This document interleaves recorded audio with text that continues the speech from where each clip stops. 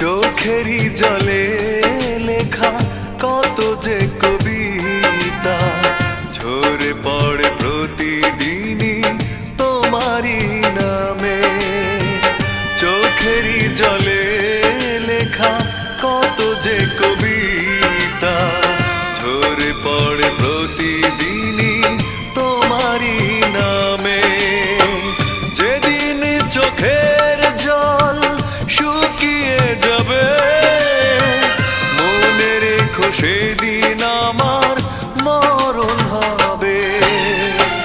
চোখেরই জলে লেখা কত যে কবিতা ঝরে পড়ে প্রতিদিন